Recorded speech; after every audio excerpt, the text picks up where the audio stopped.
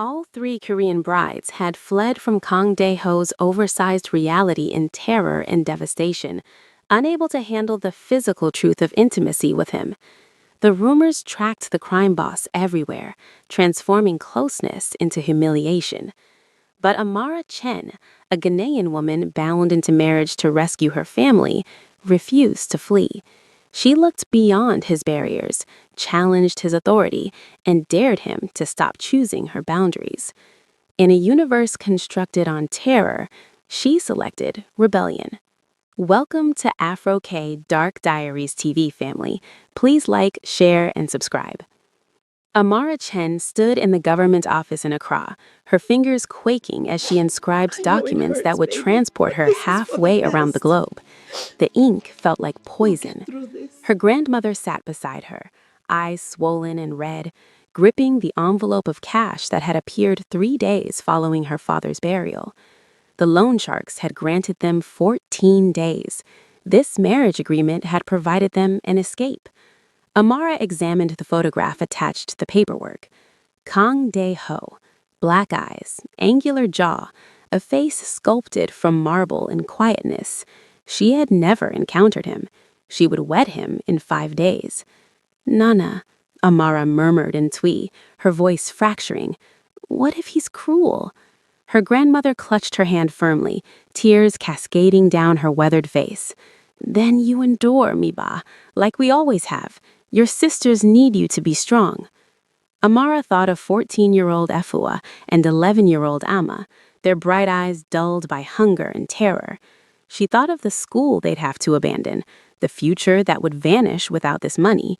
She lifted the pen and signed her name one final time. The flight to Seoul felt like descending into another realm. Amara pressed her forehead against the window, watching the clouds consume Ghana completely. She thought of her younger sisters, of her grandmother's shaking gratitude, of the school fees that would now be settled. She had traded herself to rescue them. The word bride tasted acrid in her mouth. She was merchandise, a solution, a deal wrapped in white fabric.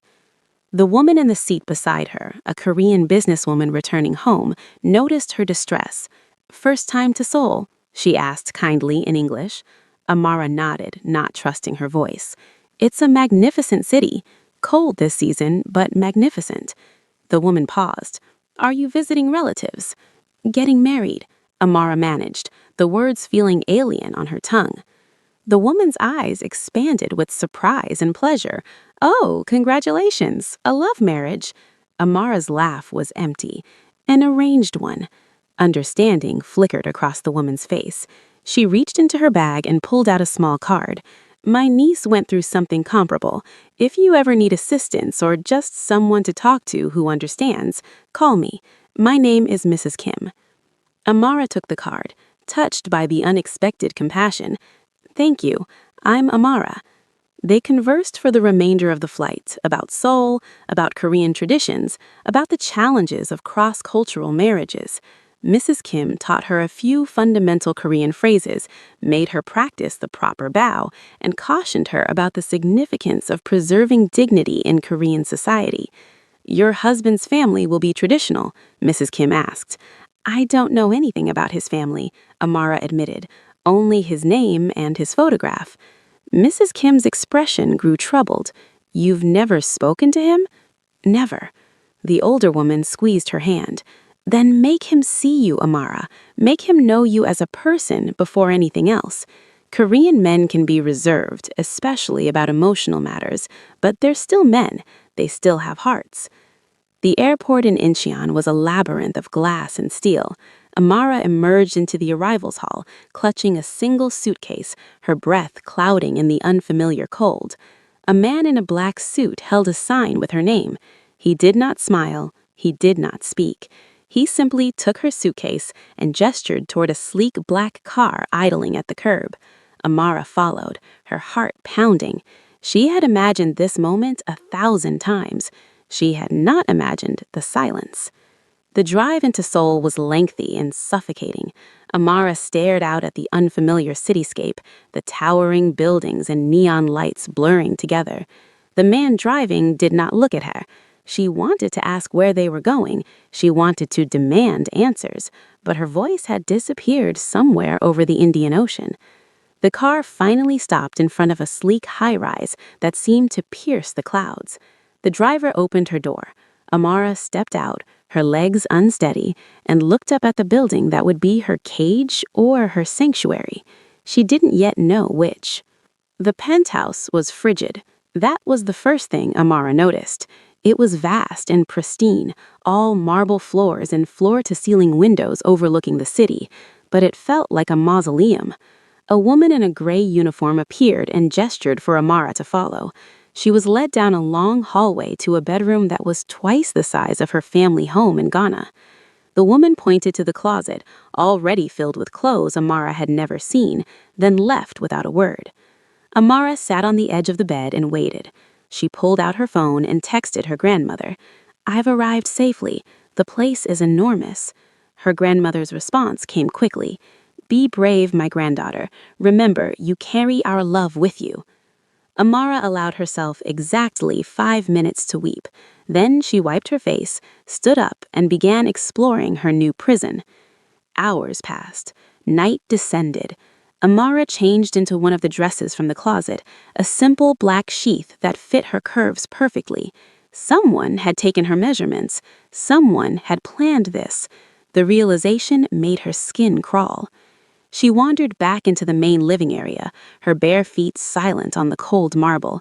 The penthouse was empty. She found the kitchen gleaming and untouched. She made herself tea with hands that would not shake, using the electric kettle after figuring out the Korean labels. She was alone in a glass cage, and the man who owned it had not even bothered to greet her. Anger began to replace fear. She had sacrificed everything to be here. The least he could do was show his face. It was past midnight when she heard the front door open. Amara stood quickly, her heart leaping into her throat.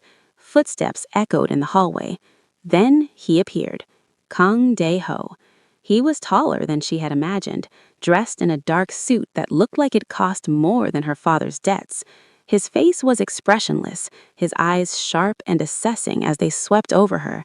He stopped several feet away, keeping distance between them like a barrier. For a moment, they simply stared at each other. Amara took in the sharp angles of his face, the tension in his shoulders, the way his hands clenched and unclenched at his sides, as if he wanted to reach out but couldn't allow himself to. "You arrived," he said, in accented English. His voice was deep, controlled, but she caught something underneath, nervousness, maybe, or fear.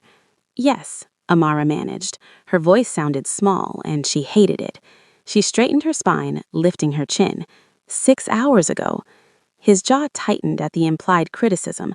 "I had business." "On the day your wife arrives?" The words escaped before she could stop them. His eyes flashed with surprise, anger, something else she couldn't identify.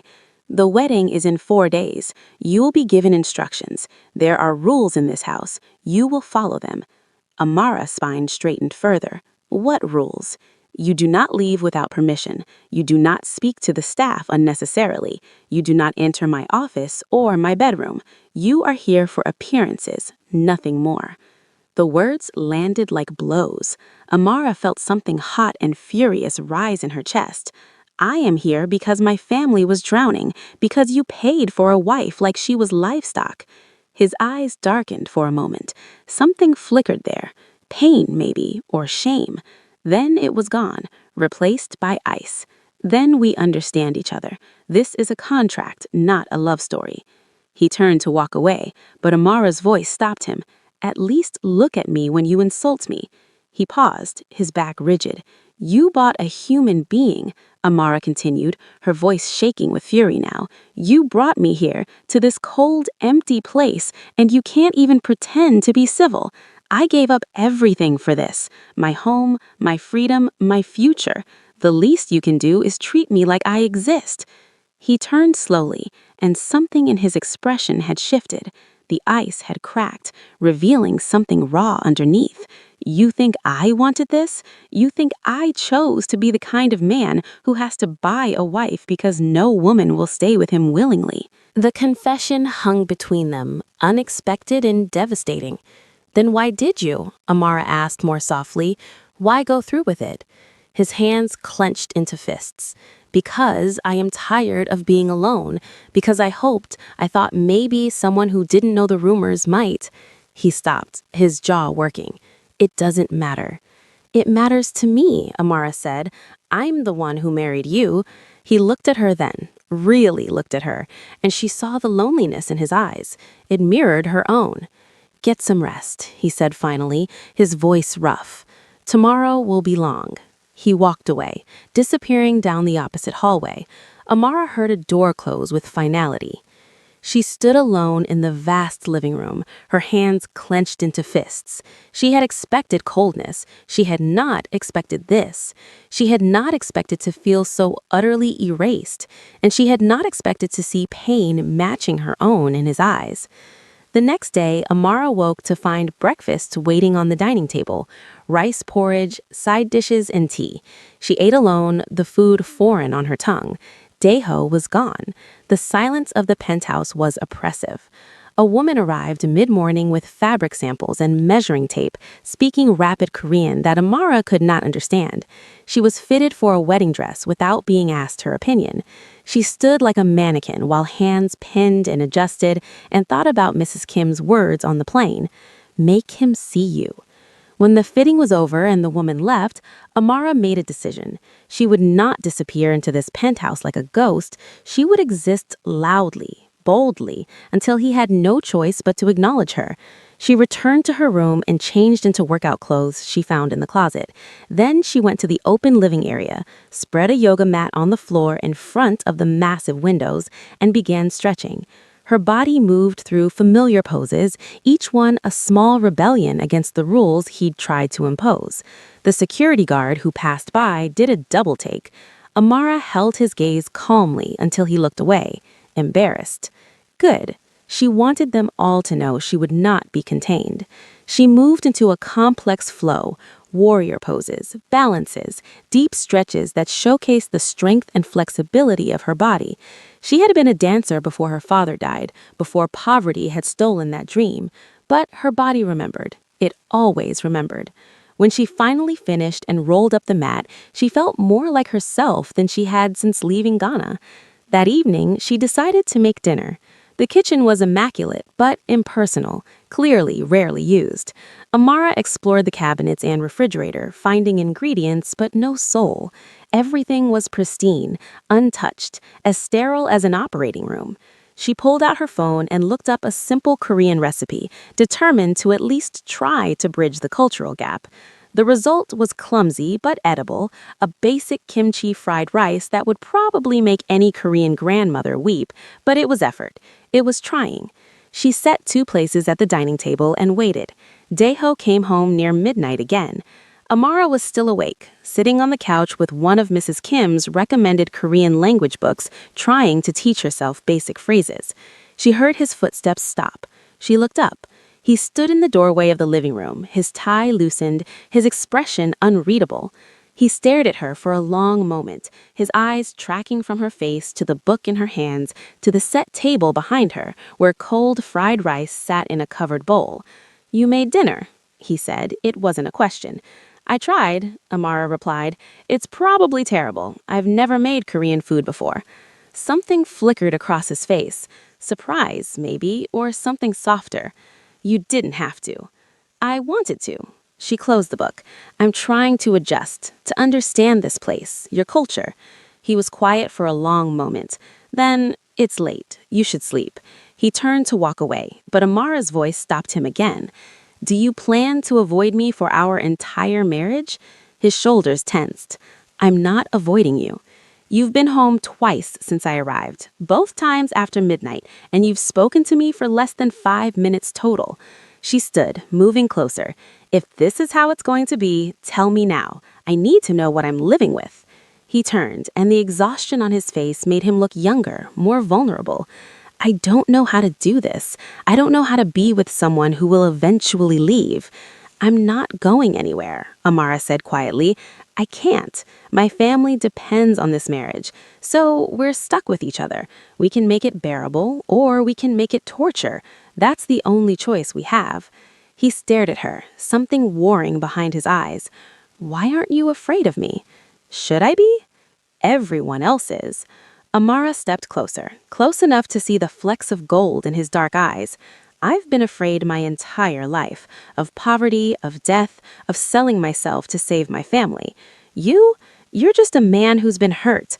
I know what that looks like because I've been hurt too. His breath caught. For a moment, she thought he might reach for her, but then the moment passed and he stepped back. Good night, Amara, he said softly, and walked away. But this time, when she looked at the dining table later, she found the bowl of fried rice empty and washed, sitting in the drying rack. He had eaten her terrible cooking. It was something. Amara smiled to herself. She had gotten under his skin. The next 3 days before the wedding followed a similar pattern. Daeho left before she woke and returned late. But small things changed. He left notes, curt ones, just practical information about the wedding schedule, but notes nonetheless. He restocked the kitchen with ingredients from Ghana after she mentioned missing home cooking.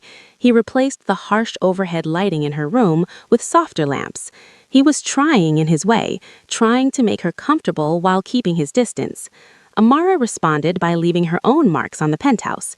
She played music, highlife and Afrobeats and American R&B that filled the empty spaces. She cooked, filling the sterile kitchen with the smells of spices and life. She rearranged the furniture in the living room to make it feel less like a showroom and more like a home. She was claiming space inch by inch. On the morning of the wedding, she woke early to find a small box outside her door. Inside was a delicate gold necklace with a small pendant, a butterfly in flight.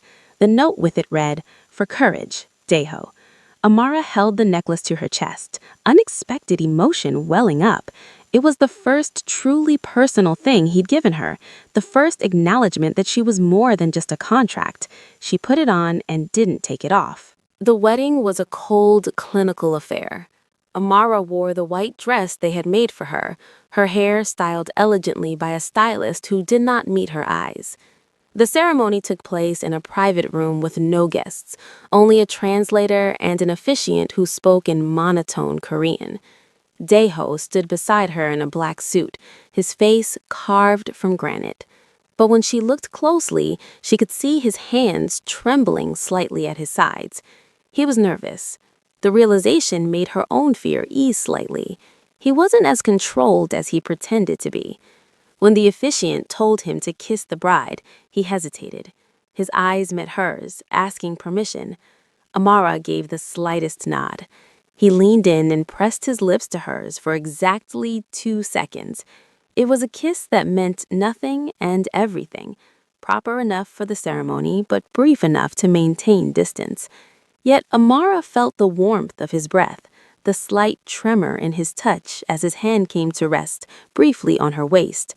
When he pulled back, something in his eyes looked lost.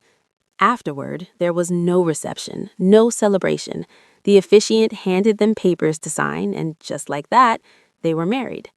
Amara expected Daeho to disappear immediately, but instead he turned to her. "I have work," he said stiffly. "But tonight, would you have dinner with me? Here, just us." The request surprised her. "Okay." He nodded once and left. Amara returned to her room. She couldn't quite think of it as their room, not yet. She changed out of the wedding dress and sat by the window, watching the city lights. She was married. She was alone. The irony was so bitter she almost laughed. But he had asked her to dinner. That was something. That was a beginning. She pulled out her phone and called her grandmother. It was early morning in Ghana, and her grandmother answered on the first ring. "Amara, how was it?" "Strange," Amara admitted. "Cold. But he's not cruel, Nana. He's just damaged." "Can you live with damaged?" Amara thought about the butterfly necklace around her throat, about the careful way he'd touched her waist, about the loneliness she'd seen in his eyes that matched her own. "I think so," she said. "I think we might be able to heal each other." "Then that is enough for now," her grandmother said gently. Love can grow from stranger soil than that. That evening, Daeho kept his promise. He arrived home at 7, early for him, carrying bags from what looked like an expensive restaurant.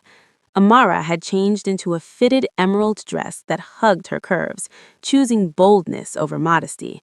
When he saw her, he stopped in the doorway. His eyes swept over her once, then again, and she saw his throat work as he swallowed. "You look stunning," he said, the words seeming to escape without permission. "Thank you." Amara gestured to the dining table she'd set with candles and the nice dishes she'd found in a cabinet. "I thought we should at least pretend this is a celebration." Something like a smile tugged at his lips. "I brought food. I didn't know if you'd had time to cook." "What kind?" "Korean, Japanese, and I requested something that might be closer to West African flavors. I wasn't sure what you'd like." The thoughtfulness of it made her chest ache. "That's really kind of you." They unpacked the food together in surprisingly comfortable silence. There was a feast: bibimbap, sushi, grilled meats, and the jollof rice dish that did indeed taste somewhat like home. They sat across from each other at the table, and for the first time it felt almost normal. "Tell me about Ghana," Daeho said suddenly. Amara looked up, surprised. "What do you want to know?" "Everything. Where you grew up, your family, what your life was like before this." He gestured vaguely. So she told him about Accra, about the markets bursting with color and noise, about her father's laugh and her grandmother's strength. She told him about her sisters, about the small house near the coast, about dancing and dreaming and the future she'd imagined before it all fell apart. Daeho listened with an intensity that made her self-conscious. When she finished, he was quiet for a long moment. "You gave up a lot to be here," he said, finally. "So did you," Amara countered. "Freedom isn't the only thing worth sacrificing." "What did I sacrifice?" "The chance to find someone who chooses you, not someone who needs you for survival, but someone who wants you." "You gave that up when you bought a bride." The words were harsh, but true. He flinched slightly. "Maybe I didn't think I deserved to be chosen," he said quietly. Amara set down her chopsticks. "Why not?" He was silent for so long she didn't think he'd answer. Then, "You'll find out eventually. Everyone does. And then you'll understand why the others left." "Try me," Amara challenged, but he shook his head. "Not tonight. Tonight, let's just be two people having dinner. Nothing more complicated than that." She wanted to push, but something in his expression stopped her. Instead, she nodded and changed the subject to lighter things: the differences between Korean and Ghanaian food, the challenge of learning a new language, the strangeness of winter for someone raised in eternal heat. By the time they finished eating, some of the tension had eased from his shoulders. When Amara stood to clear the dishes, he stopped her. "Let me," he said. "You set the table. Fair is fair." They cleaned up together in surprisingly comfortable silence. When they were done, Amara expected him to disappear to his room or his office. Instead, he hesitated. "Would you—" He stopped, seeming to struggle with the words. "Would you like to watch something? A movie, maybe?" Amara's heart did a small flip. "Okay." They ended up on the couch with what felt like an ocean of space between them, watching a Korean drama with English subtitles that Amara found incomprehensible but endearing. Daeho explained cultural references, his voice warming as he got into it. Halfway through, Amara yawned, exhausted from the emotional weight of the day. Without thinking, she shifted closer and her head ended up on his shoulder. She felt him go rigid. She started to pull away, but his arm came around her, tentative and gentle, holding her in place. "Is this okay?" she whispered. "Yes," he said, his voice rough. "This is okay." They stayed like that until the drama ended, neither one moving, both afraid to break whatever fragile thing was growing between them. When the credits rolled, Daeho gently shifted to look at her. "I should let you sleep." "Stay," Amara heard herself say, "just for a few more minutes." He nodded and they sat in comfortable silence, his arms still around her, her head still on his shoulder. It wasn't romance, it wasn't passion, but it was connection, and that felt like more than either of them had expected. "Thank you," Amara said quietly. "For what?" "For trying. For dinner. For this." His arm tightened around her slightly. "Thank you for staying. I told you I wouldn't run. I'm beginning to believe you." And there was wonder in his voice, like he couldn't quite understand why she hadn't fled yet, but was desperately grateful she hadn't. Eventually, they both went to their separate rooms. But as Amara lay in bed that night, touching the butterfly necklace at her throat, she felt something shift inside her. Maybe this could work. Maybe two broken people could build something whole together. Maybe she wouldn't just survive this marriage. Maybe, just maybe, she could actually live in it. The following morning, Amara awoke with a new resolution. She would not be invisible. She would force him to see her, to acknowledge her presence, to engage with the reality of their shared life. She dressed in a fitted sapphire dress that hugged her curves and left her arms bare. She wore it deliberately, choosing boldness over modesty. When she walked into the kitchen and made herself breakfast, humming softly, a Ghanaian song her father used to sing. One of Deho's guards passed by and did a double take. Amara met his eyes with a calm smile. He looked away quickly, his ears reddening. She had made her point. Later that afternoon, Amara found a piano in a room she had not explored yet. It was a beautiful instrument, clearly expensive and well-maintained, but gathering dust.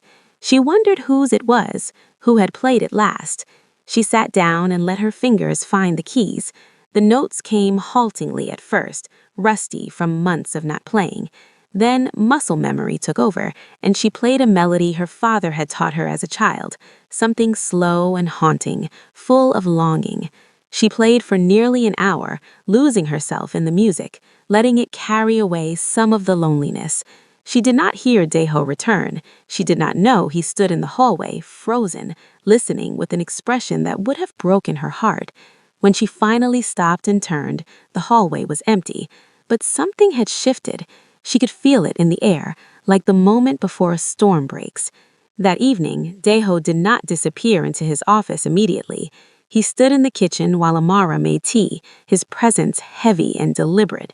She did not acknowledge him. She moved around the space with confidence as if she owned it, refusing to shrink under his gaze. Finally, he spoke. "You play well." Amara glanced at him, surprised. "My father taught me." His jaw tightened. "You should not play so late. It disturbs the household." Amara turned to face him fully, her eyes defiant. "There is no household, only you and me and guards who pretend I do not exist." His hands clenched at his sides. "You do not understand the life you have entered." "Then explain it to me," Amara challenged, stepping closer, "or continue pretending I am furniture." His eyes flashed with something dangerous, anger maybe, or something deeper. He took a step closer, then stopped himself abruptly. His control was a visible thing, a leash he kept wrapped around himself so tightly it must have hurt. "You should stay in your room," he said, but his voice lacked conviction. "I am not a prisoner," Amara said softly, "unless that is what you paid for." The words hit their mark. Deho's expression shuddered completely. He turned and walked away without another word. Amara watched him go, her heart pounding. She had crossed a line. Good. She wanted him to see her as real, as someone who could push back, who could challenge him. She wanted him to feel something other than ice. Days passed in tense silence. Amara continued her small rebellions. She wore dresses that made the guards stare, bold colors that stood out against the monochrome penthouse, cuts that celebrated her curves rather than hiding them. She played music late into the night, filling the silence with life. She walked through the penthouse like she owned it, claiming space with every step. Deho watched her with eyes that grew darker each day. He did not speak to her beyond necessary words, but he watched. She felt his gaze like a physical touch, heavy and burning, following her movements whenever he was home. One morning, she caught him standing in his office doorway, staring at her as she stretched in the living room. When their eyes met, instead of looking away, she held his gaze and slowly moved into a deep backbend, her body arching gracefully. She saw his hands grip the doorframe, saw his jaw clench, before he turned abruptly and slammed the door. She smiled. Every day his control frayed a little more. The gifts started appearing after that, small things at first, a book of Ghanaian poetry in English, a box of groundnuts from a specialty import shop, a weighted blanket in her favorite shade of deep purple that she'd mentioned once in passing to the housekeeper. He was paying attention. He was listening, even when he pretended not to. One evening, a package arrived for her, a large box that the guard brought to her room. Amara opened it to find a collection of books, all in English, all titles she had mentioned loving in a conversation weeks ago with a translator. There was also a notebook with beautiful handwriting inside, basic Korean phrases with English translations, for Amara. There was no note signed, but she knew who had sent them. More than that, she knew he had written out the Korean lessons himself.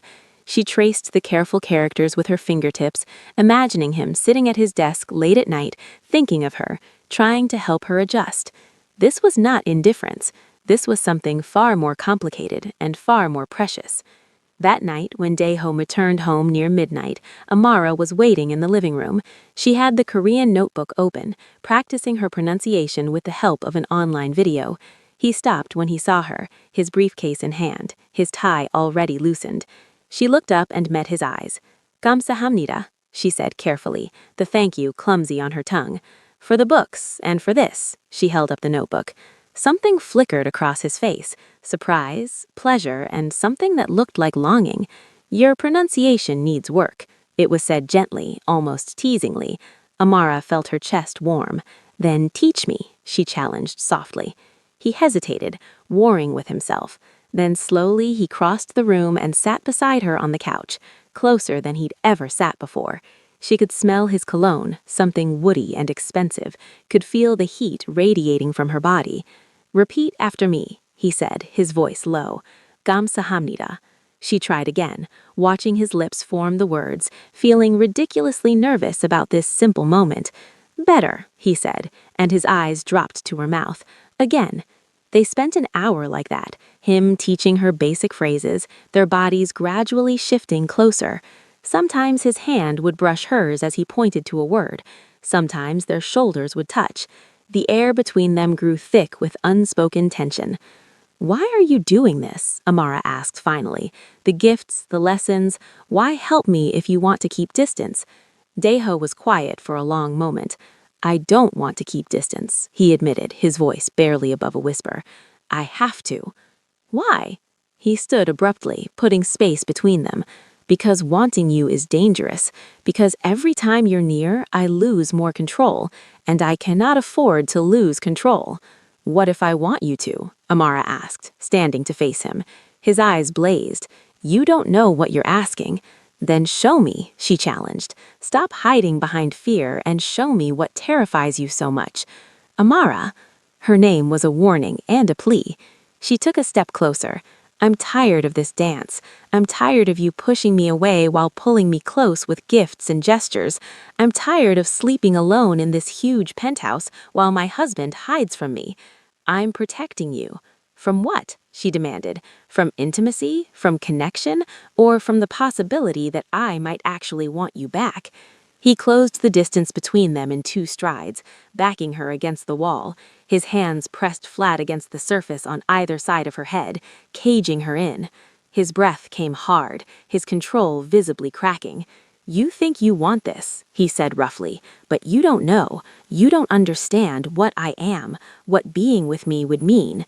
"Then tell me," Amara breathed, her heart racing. "Stop deciding what I can handle and trust me with the truth." His forehead dropped to rest against hers, his eyes closed. "3 women," he whispered. "3 women looked at me the way you're looking at me now, with trust, with want, and every single one of them left broken." Amara reached up slowly, her hands framing his face, feeling the tension in his jaw. "I'm not them." "That's what scares me most," he admitted, "because if you leave too, it will destroy me." "I'm not leaving," she promised, "but you have to let me in. You have to stop punishing both of us for something that hasn't happened." He pulled back just enough to look at her, searching her eyes for any hint of doubt or fear. His thumb came up to trace her cheekbone with devastating gentleness. "If I kiss you now," he said hoarsely, "I won't want to stop." Good, Amara whispered. Don't stop. Something broke in him. She saw it happen, saw the moment his control shattered like glass. His mouth crashed onto hers, hungry and desperate, years of loneliness pouring into the kiss. Amara kissed him back with everything she had, her arms wrapping around his neck, pulling him closer. He groaned against her lips, his hands sliding from the wall to her waist, gripping her like she might disappear. The kiss deepened, became something raw and necessary. His body pressed against hers, and she could feel him trembling with restraint, even as he devoured her mouth. When he finally pulled back, they were both gasping. His eyes were wild, his hair messed from her fingers, his lips swollen. Amara, he breathed, and her name sounded like a prayer. Don't you dare apologize. Don't you dare say that was a mistake. It wasn't a mistake, he said roughly. It was inevitable. He stepped back, running his hand through his hair. But I need you to understand something. I need to tell you why the others left, why you should be careful about what you're starting. Okay, Amara said, her heart still racing. Tell me. He moved to the windows, staring out at the city, his back to her. When he spoke, his voice was tight with shame. I'm not built like other men, Amara. Physically, I'm larger, significantly. The doctors said it's a rare condition, macrophallus. They called it 12 inches and proportionately thick. He laughed bitterly. So-Yeon cried when she saw me. Mina tried to be brave but couldn't go through with it. Hae-jin ran before we even got to the bedroom. And she said, his voice broke, she said I was built to hurt women, that I should never touch anyone. Amara's heart ached. She crossed to him, standing beside him at the window. And you believed her? How could I not? He asked harshly, when every woman who's seen me has the same reaction, when every attempt at intimacy ends in pain and fear. Have you considered, Amara said carefully, that the problem wasn't you, but their fear? That maybe with patience and trust and the right partner, it could be different? He looked at her, his expression tortured. What if it can't? What if I hurt you? What if you don't? Amara countered. She reached out and took his hand, lacing their fingers together. What if we figure it out together? What if we learn each other slowly, carefully? Amara, his voice was raw with longing and fear. I'm not afraid of you, she said firmly. I'm afraid of spending the rest of my life in this penthouse with the man I want but can never touch. That terrifies me more than anything physical. He pulled her against him suddenly, wrapping his arms around her, holding her like she was the only thing keeping him anchored to earth. His face buried in her hair, and she felt his chest shudder with suppressed emotion. I don't deserve you, he whispered. Stop deciding what you deserve, she said against his chest. Let me choose. They stood like that for a long time, holding each other, both afraid to let go and break the moment. When they finally separated, Dae-ho cupped her face with both hands. I want to try, he said, but slowly. I need you to promise me that if anything hurts, if anything is too much, you'll tell me immediately. I promise, Amara said, but you have to promise me something too. Anything. Stop hiding from me. Stop disappearing for days. Be present in this marriage, even if we're not ready for everything yet. Can you do that?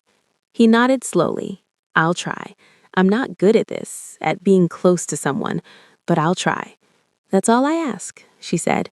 He leaned down and kissed her again, softer this time, sweeter. When he pulled back, he rested his forehead against hers. Stay with me tonight, he said. Just to sleep. I want to wake up knowing you're there. Your room or mine? Amara asked. Mine, he said, if that's okay. I want you in my space. I want to fall asleep knowing you chose to be there. They walked together to his room, hand in hand. Amara had never been inside before, and she looked around curiously. It was surprisingly simple. Dark colors, comfortable furniture, a massive bed that dominated the space. But there were personal touches she hadn't expected. Photographs of a younger Dae-ho with an older woman she assumed was his mother, books in both Korean and English stacked on the nightstand, a worn leathered journal on the desk. Tell me about her, Amara said, gesturing to the photograph. Dae-ho's expression softened. My mother. She died 4 years ago. Cancer. I'm sorry, Amara said, touching his arm gently. She was the last person who looked at me like I was worth something, he said quietly. After she died, I threw myself into work, into building the empire. I thought if I was successful enough, powerful enough, it wouldn't matter that I was alone. Did it work? No, he admitted. It just made the loneliness echo louder. Amara squeezed his hand. You're not alone anymore. I'm beginning to believe that, he said, and there was wonder in his voice. They prepared for bed in comfortable silence. Deho lent her one of his shirts to sleep in, a soft black t-shirt that hung to her thighs. When she emerged from the bathroom wearing it, he stopped breathing for a moment. You look... He trailed off, shaking his head. What? Amara asked, suddenly self-conscious. Beautiful, he said simply. You look beautiful in my clothes. They climbed into bed together, the space between them charged with possibility. Amara lay on her side, and after a moment's hesitation, Deho moved closer, his arms sliding around her waist, pulling her back against his chest. She could feel the evidence of his desire against her, impossible to miss. But instead of fear, she felt a surge of feminine power. He wanted her. This man who'd been rejected and shamed wanted her with an intensity that made him shake. Amara, he groaned against her neck. I'm sorry, I can't help it. Don't apologize, she said, pressing back against him deliberately. I like knowing you affect me. His arm tightened around her. You're playing with fire. Maybe I want to burn, she whispered. He made a sound that was half laugh, half groan. You're going to kill me. Not tonight, she said, lacing her fingers with his where they rested on her stomach. Tonight, we just sleep. But Deho? Yes. Tomorrow, I want you to kiss me again. Tomorrow, he promised, his lips brushing her shoulder, and the day after, and the day after that. They fell asleep like that, tangled together, both feeling more at peace than they had in months. For the first time since arriving in Seoul, Amara felt safe. For the first time in years, Deho felt hopeful. When morning came, Amara woke to find Deho already awake, watching her with soft eyes that held a tenderness she'd never seen before. Good morning, he said quietly, his voice rough with sleep. She smiled. Good morning. He brushed a curl away from her face, his touch lingering. I have meetings today, but tonight I want to take you somewhere. Somewhere that's just ours. Where? Amara asked. Somewhere with no guards, no business, no expectations. Just us. Amara's heart swelled. I would like that very much. He leaned down and kissed her forehead, then her nose, then finally her lips. It was sweet and unhurried, a promise of something new beginning. When he pulled away, he smiled, a real smile. Amara realized she had never seen him smile before, not like this. I'll see you tonight, he said. After he left, Amara lay in his bed for a long while, touching her lips where he had kissed her, breathing in his scent from the pillow. Something fundamental had shifted between them. The forced proximity was transforming into something chosen, something real. She got up and went to her room to shower and change, feeling lighter than she had in weeks. As she dressed, she thought about Mrs. Kim's words on the plane, make him see you. She had done that, and more importantly, she'd made him see himself differently too. That day passed in a strange, suspended animation.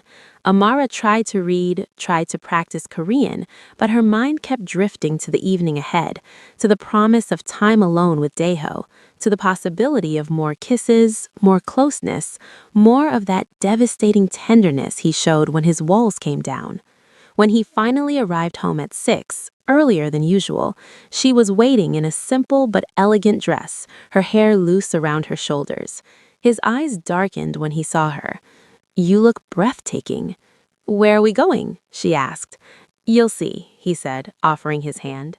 That evening, Daeho kept his promise. He took her to a small restaurant in Hongdae, far from the elite circles he usually moved in. It was crowded and loud, full of university students and young couples. No one recognized him. No one stared. They were just two people sharing a meal. Amara watched him across the table, seeing him relaxed in a way she never had. He told her about the restaurants he loved as a teenager, before power and wealth had changed everything. She told him about her father's cooking, about the spices and flavors she missed from home.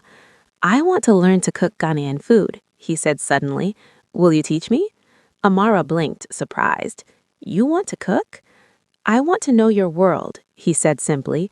Your culture, your food, your language. I want to understand what you gave up to be with me. Her throat tightened with emotion. I'd love to teach you. They laughed together for the first time. It felt like magic, like discovering a secret room in a house you thought you knew completely. His laugh was deep and genuine, transforming his face from severe to almost boyish. After dinner, they walked along the Hand River. The night air was cool, the city lights reflecting on the water.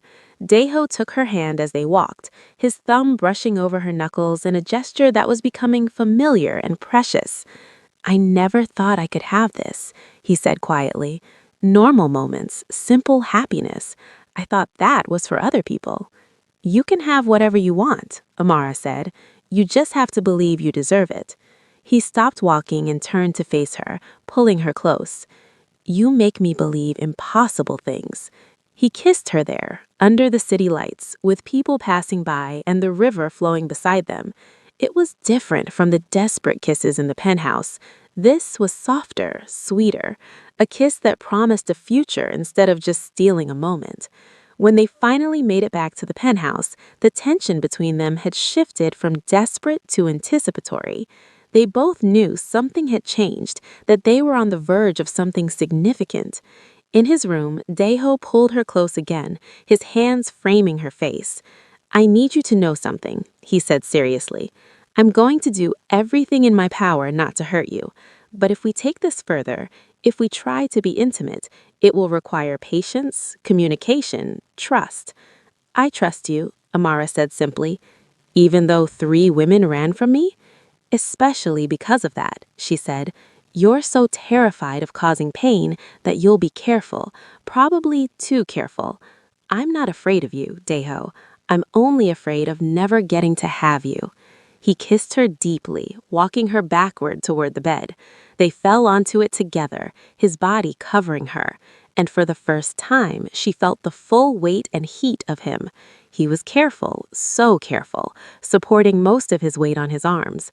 But she wrapped her legs around his waist and pulled him closer. I want to feel you, she breathed against his lips. He groaned, settling more fully against her, and she felt the impressive evidence of his arousal through their clothes. Her eyes widened slightly. He hadn't been exaggerating, but instead of fear, she felt a thrilling challenge. Too much? He asked, starting to pull away. No, she said quickly, holding him in place. Not too much, just impressive. He laughed softly against her neck. That's a diplomatic word for it. I meant it as a compliment. She arched against him deliberately. His hips pressed down involuntarily, and they both gasped at the friction. Amara, he warned, if we keep doing that, I won't be able to stop. Who said you want me to stop? She challenged. But he did pull back, sitting up and bringing her with him. Not yet, he said, his breathing ragged. I want you so badly I'm shaking, but not yet. We need to go slower than this. Why? Amara asked, frustrated. Because when I make love to you for the first time, I want to do it right. I want to spend hours learning your body, understanding what you like, making sure you're ready. This, he gestured between them, this is rushing, and you deserve better than that. His consideration, even in the midst of obvious desire, made her fall for him a little more. Okay, she said, we'll go slow, but can we at least sleep together again? I liked waking up next to you. I would like nothing more, he said, kissing her softly. They changed and climbed into bed together. This time, there was less restraint. Daeho held her close, his hands stroking her back, her hair, mapping her body through the thin fabric of his shirt she wore. She pressed kisses to his chest, his shoulder, his neck, learning the taste of his skin. It was intimate without being sexual, sensual without crossing the line he'd drawn, and somehow that made it even more powerful. Tell me something no one else knows, Amara whispered into the darkness. Daeho was quiet for a moment. I write poetry, he admitted. terrible, melancholy poetry in Korean. I have journals full of it. Amara smiled against his chest. I want to read it someday. It's too revealing. Good, she said. I want to know everything about you, the parts you show the world and the parts you hide. His arms tightened around her. Your turn. Tell me something no one knows. I'm terrified, she admitted. Every day I'm terrified that one day you'll wake up and realize you made a mistake, that you'll want someone who understands Korean culture, who knows how to be the wife of someone powerful, someone who isn't just pretending to belong. You're not pretending, he said fiercely. You belong here because you chose to be here, and I don't want someone who understands Korean culture. I want you exactly as you are. She kissed him for that, pouring gratitude and growing love into the contact. When they finally settled to sleep, Amara felt something unlock in her chest. This was real. This was happening. They were building something neither had expected but both desperately needed. The next weeks transformed their relationship. Daeho kept his promise to be more present. He came home earlier, ate meals with her, took her to different places around Seoul. Sometimes fancy restaurants where he was recognized, sometimes hole-in-the-wall places where they could be anonymous. They cooked together, Amara teaching him to make jollof rice and kelewele, while he taught her Korean dishes. Their attempts were often disastrous and always hilarious, filling the penthouse with laughter and the smell of burning food. They learned each other slowly, physically, long makeout sessions on the couch, Daeho's hands learning the curve of her waist, the softness of her thighs, while she mapped the muscles of his back and chest. They set boundaries and respected them, building trust with every touch. I want to see you, Amara said one night as they lay tangled together in his bed. All of you. Daeho's body went rigid. Amara, I know what you're afraid of, she said gently, but I need you to trust me that I won't run, that I won't hurt you the way they did. He was quiet for so long she thought he'd refuse. Then, slowly, he got up and went to the bathroom. When he returned, he was wearing only boxer briefs, his muscular body on display but still partially covered where he was most self-conscious. Amara sat up, taking in the sight of him. He was magnificent. Broad shoulders, defined chest and abs, powerful thighs. But she could see the tension in every line of his body, the way he held himself as if bracing for rejection. Come here, she said softly. He approached slowly, and she reached out to touch his chest, feeling his heart racing beneath her palm. You're beautiful, she said, and watched his eyes close as if in pain. Don't lie. I'm not lying, she said firmly. She stood and ran her hands over his shoulders, his arms, his chest, learning the feel of him. You're built like a warrior, strong and powerful, and yes, intimidating, but beautiful. Her hand slid lower to his abdomen, and she felt him suck in a sharp breath. She paused at the waistband of his underwear, looking up at him in question. Are you sure? He asked, hoarsely. I'm sure. Slowly giving him time to stop her, she slid the fabric down, and there he was, fully revealed. He was right. He was significantly larger than any man she'd been with before. The sight was intimidating, yes, but it was also just part of him, just another thing that made him who he was. She looked up at his face, saw the shame and fear there, and her heart broke. Look at me, she commanded gently. His eyes opened, dark with anguish. I see you, she said clearly, all of you, and I'm not running. Do you understand? I'm not afraid, and I'm not leaving. A shudder ran through him. Amara. She reached out and touched him gently, reverently, and watched his head fall back with a groan. Is this okay? She asked. Yes, he gasped. God, yes.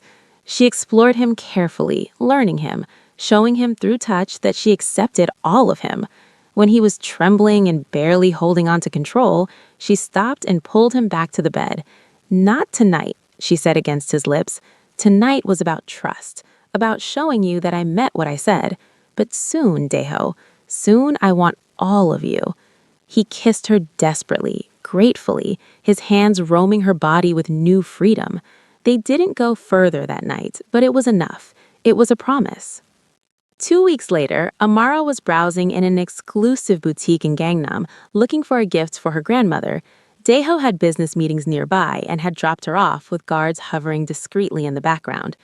She was examining a beautiful silk scarf when she heard a voice behind her, sharp, speaking in rapid Korean to a shop assistant. Something about the tone made Amara turn. The woman was beautiful in that precise, careful way that spoke of wealth and maintenance. Her hair was perfectly styled, her makeup flawless, her designer outfit worth more than most people's monthly salary. But there was something brittle around the eyes, something hard around the eyes. Their gazes met and the woman went still. Recognition flickered across her face, followed by something ugly: jealousy, anger, contempt. She said something in Korean to her companion, another well-dressed woman, and they both laughed. The sound was cruel, deliberate. Amara's guard tensed beside her. "Mrs. Kang, perhaps we should—" "What did she say?" Amara asked, quietly, her eyes still locked on the woman. The guard hesitated. "It's not important. Tell me." She said, she said you're the latest fool who thinks you can handle Kang Daeho, that you won't last any longer than the others. Amara's anger flashed hot through her veins. She turned fully to face the woman, who was now watching her with undisguised hostility. "You're one of them," she said in English, her voice calm but cold, "one of the wives who ran." The woman's eyes narrowed. "I speak English," she said, her accent crisp. "Yes, I was married to him briefly. I was smart enough to leave before he destroyed me." "Or before he realized you weren't worth the effort," Amara countered smoothly. The woman's face flushed with anger. She stepped closer, switching to English so everyone in the boutique could understand. "You think you're special? You think you're different? You're just the latest in a line of women desperate enough to marry a monster for money." "At least I'm brave enough to stay," Amara said, her voice cutting. "You ran at the first sign of difficulty. That doesn't make you smart. It makes you a coward." "You have no idea what you're talking about," the woman hissed. "He's not normal. He's a freak, built to hurt women. I tried to make it work, and He what?" Amara challenged, stepping closer. "He was too big, too intimidating, too different from what you expected?" She smiled coldly. "Sounds like the problem was you, not him." The boutique had gone quiet, everyone watching the confrontation. The woman's face went red with humiliation and rage. "How dare you?" "How dare you?" Amara interrupted, her voice rising. "You married a man, took his name, accepted his support, and then you abandoned him when he needed understanding and patience. You made him feel like a monster, like there was something wrong with him, when the only thing wrong was your narrow mind and your lack of courage." The woman's hand flew up to slap her, but Amara was faster. She caught the woman's wrist mid-swing and twisted, not hard enough to injure, but firm enough to control. The woman gasped in shock and pain. "Don't," Amara said softly, dangerously. "Don't ever try to touch me again." She released the woman's wrist and stepped back. The woman stumbled, clutching her wrist to her chest, her eyes wide with shock. At that moment, Diho appeared in the boutique doorway, his face dark with fury. His eyes swept the scene. Amara standing tall and defiant, the woman rubbing her wrist, the watching crowd. His jaw clenched. He moved toward them, but Amara held up a hand, stopping him. "I can handle this," she said clearly. Diho stopped, warring with his protective instincts. Then slowly he stepped back, leaning against a display case with his arms crossed. His posture screamed, "I'm watching," but he stayed silent, letting Amara handle it. The woman, Amara was fairly certain this was Soyeon, the first wife, looked between them with dawning horror. "You told her," Soyeon said to Diho, her voice shaking. "You told her everything about the fact that he's built differently?" Amara finished coldly. "Yes, he told me, because unlike you, he trusted me with the truth, and unlike you, I didn't run screaming." "You're lying," Soyeon said desperately. "No woman could, He's perfect, Amara said firmly, loudly enough for everyone to hear. He's attentive and generous and careful. He's everything a woman could want in a partner. The problem was never him, Soyan. It was you. You and your fear and your inability to see past the surface to the beautiful man underneath. Soyan's face crumpled. For a moment, Amara almost felt sorry for her. Almost. I tried, Soyan whispered. I really tried. Not hard enough, Amara said more gently. And that's okay. Not everyone is meant for everyone, but you don't get to come into my space and insult my husband. You don't get to call him a monster when you didn't even give him a real chance. Soyan looked at Diho, something like regret flickering across her features. I'm sorry, she said quietly. I was young. I was scared. I didn't know how to... It doesn't matter anymore, Diho said, his voice flat. You made your choice. Amara made hers. Soyan nodded slowly, tears streaming down her carefully made-up face. She looked at Diho one more time. Take care of him, she said. He deserves someone strong enough to stay.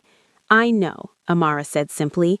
Soyan left with her companion and the boutique slowly returned to normal, though everyone was still sneaking glances at them. Diho crossed to Amara and pulled her against him, his arms wrapping around her tightly. You didn't need me, he said, and she could hear the wonder in his voice. I told you I could handle it, Amara said against his chest. You twisted her arm, he said, and she could feel him trying not to laugh. My fierce Ghanaian warrior twisted my ex-wife's arm in a Gangnam boutique. She tried to slap me, Amara defended. I wasn't going to just stand there and take it.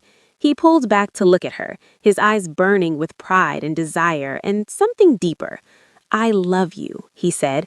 I am completely, desperately in love with you. Amara's heart soared. I love you too, she whispered. He kissed her right there in the boutique, not caring who watched, claiming her in front of Seoul's elite and anyone else who might doubt that she was his and he was hers. When they finally left, without buying anything, much to the shop assistant's disappointment, Diho was grinning. You know that's going to be all over Seoul by tomorrow, he said as they climbed into the car. Good, Amara said. Let them talk. Let them know that you have a wife who won't tolerate anyone disrespecting you. He pulled her onto his lap despite the driver's presence, kissing her neck. You're incredible. I'm protective, she corrected. There's a difference. My fierce Ghanaian warrior, he murmured against her skin. That night, when they returned to the penthouse, the tension between them had reached a breaking point. They barely made it through the door before Diho was kissing her, backing her toward his bedroom with purposeful strides. I'm done waiting, Amara breathed against his lips. I'm done being careful. I want you, Diho, all of you, tonight. Are you sure? He asked, even as his hands were already reaching for the zipper of her dress. I've never been more sure of anything, she said. He lifted her and she wrapped her legs around his waist as he carried her to his bedroom. This time, there would be no stopping. This time, they would finally become husband and wife in every sense of the word. He laid her on the bed with reverence, his hands trembling as he undressed her slowly, worshipfully. When she was finally bare before him, he took a moment just to look at her, his eyes dark with desire and love. You're perfect, he whispered. So are you, she said, reaching for him. Now show me that all those fears were for nothing. What followed was hours of careful exploration, of whispered reassurances and building pleasure. Diho took his time preparing her, his mouth and fingers bringing her to climax twice before he even attempted to join her. I need you ready, he whispered against her inner thigh. More than ready. I need you desperate for me. And she was. By the time he finally positioned himself at her entrance, she was begging, incoherent with need.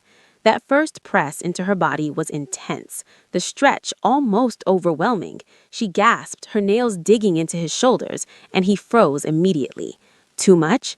His voice was strained, every muscle in his body locked with the effort of holding still. No, she managed, though tears pricked her eyes. Just give me a moment.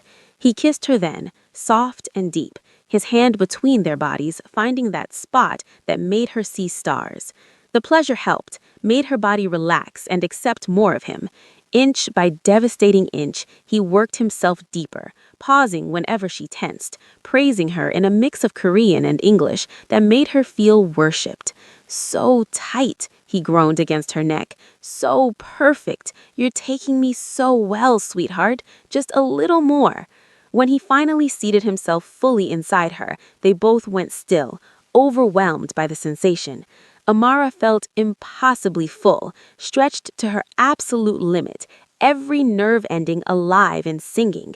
Okay? He asked, his voice wrecked. Move, she begged. Please, Diho, move. He moved slowly at first, carefully, watching her face for any sign of discomfort.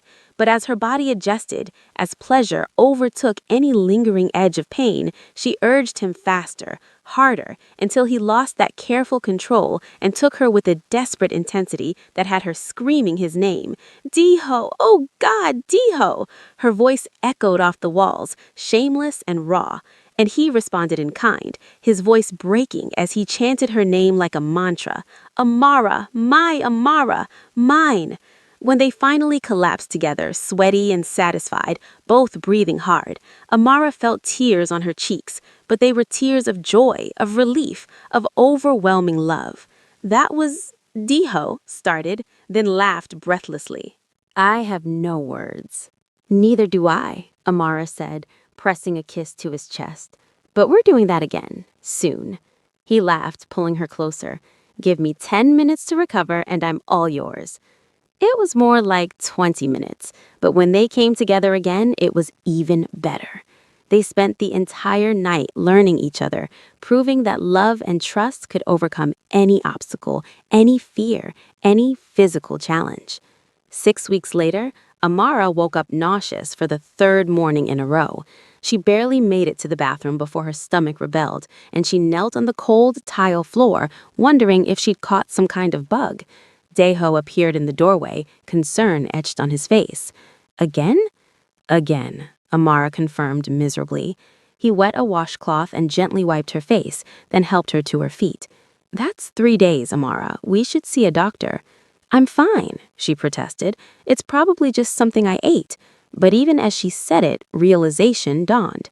She met Daeho's eyes and saw the same thought occurring to him. When was your last period? He asked carefully. Amara tried to remember. Between adjusting to married life, falling in love with her husband, and the intensive physical intimacy of the past weeks, she hadn't been paying attention. I don't know. 6 weeks? 7? Daeho went very still. You might be pregnant. I might be, Amara agreed, her hand unconsciously moving to her stomach. They stared at each other for a long moment. Then Daeho swept her up in his arms, spinning her around despite her protests. We need to get a test, he said, setting her down gently. Right now. 2 hours later, they sat on the bathroom floor together, watching 3 pregnancy tests develop positive results. Daeho had insisted on multiple tests, not quite believing the first one. We're having a baby, Amara said, wonder in her voice. Daeho's eyes were wet with tears. We're having a baby, he repeated. Then his expression shifted to panic. I don't know how to be a father. What if I mess this up? What if... You'll be amazing, Amara said firmly, taking his face in her hands. You're patient and protective and so full of love you don't know what to do with it. You'll be an incredible father. What if they inherit... What if the baby... Then we'll love them exactly as they are, Amara said, just like we learned to love each other, with acceptance and patience and the knowledge that different doesn't mean broken. He kissed her then, deep and grateful, one hand moving to rest on her still flat stomach. Thank you, he whispered, for staying, for loving me, for giving me this. We gave each other this, Amara corrected. This is ours. The pregnancy transformed them both. Daeho became even more protective, if that was possible. He hired the best doctors in Seoul, transformed a spare room into a nursery months too early, and read every pregnancy and parenting book he could find in English and Korean. Their daughter was born on a spring morning after 18 hours of labor. When Zara Kong finally entered the world, screaming indignantly at the bright lights and cold air, Daeho wept openly. The nurses placed the baby on Amara's chest, and both parents stared in wonder at the tiny life they'd created. "She's perfect," Deho gleefed, his voice thick with emotion. "Absolutely perfect." "She has your eyes," Amara said, exhausted but elated, tracing her daughter's tiny features. "Look at those eyes. She's going to be trouble." Their daughter, small, wrinkled, perfect, looked up at her parents with dark eyes that were definitely her father's. She had Amara's rich skin tone and Deho's delicate features, a perfect blend of both their heritages, a bridge between their worlds. "I can't believe she's real," Deho said, sitting on the edge of the bed, his arms around both his girls. "That she's ours, that we made something this beautiful." "Believe it," Amara smiled. "You're a father now." Years passed in a blur of joy and chaos. Their business empire expanded, becoming completely legitimate. Amara ran an international division, building bridges between Korea and West Africa. They had 2 more children, a son they named Kwame and another daughter they named Nadia. 25 years after Amara first stepped off a plane in Seoul, the Kong family gathered to celebrate Zara's medical school graduation. The penthouse was full of people, family, friends, business associates. Amara stood by the windows with Deho, watching their children laugh with their cousins. "We did good," Deho said, his arm around her waist. "We did great," Amara corrected. She looked up at her husband, seeing the gray at his temples, the lines around his eyes, the contentment that had replaced the old shadows. "Do you ever regret it? Buying a bride?" "Every day," he said solemnly. Her eyes widened and hurt before she saw the teasing glint in his eyes. "I regret that I had to buy you," he clarified. "I wish I'd met you another way, a better way, but I don't regret you. I could never regret you." "Smooth," she said, poking him in the ribs. He caught her hand and brought it to his lips. "I love you, Amara. Today, tomorrow, forever." "Forever," she agreed, standing on her toes to kiss him. "Gross," Zara called from across the room. "You two are so old. Stop making out." "Never," Deho called back, pulling Amara closer and kissing her more thoroughly. Their children groaned in embarrassment, but Amara could see the smiles on their faces. They loved seeing their parents in love, even if they pretended otherwise. Late that night, after everyone had gone home, Amara and Deho lay in bed together in the darkness. "No regrets?" he asked, their old question. "Never," she replied. "Only one," he said, and she felt her heart skip before he continued. "I wish I'd found you sooner. I wish we'd had more time." "We had enough time," Amara said softly. "We had a lifetime. We built a family, an empire, a legacy. We turned pain into joy. That's enough." He pulled her closer and they lay together in comfortable silence, listening to each other breathe. "Thank you," he whispered into the darkness. "For what?" "For staying, for loving me, for giving me this." "We gave each other this," Amara corrected. "This is ours." The end. Thank you so much for riding this emotional journey with us, fam. If you loved this story, smash that like button, subscribe to Afro K Dark Diaries TV, and drop a comment telling us what you thought. Which moment made you cry? Which made you cheer? Don't forget to hit that notification bell so you never miss our next incredible love story. We've got more amazing tales of love, passion, and overcoming the impossible coming your way. Share this with someone who believes in the power of love to transform lives. Until next time, keep believing that the right person will see you for who you truly are. Keep fighting for what matters, and remember that sometimes the greatest love stories begin with the biggest obstacles. Peace and love, besties.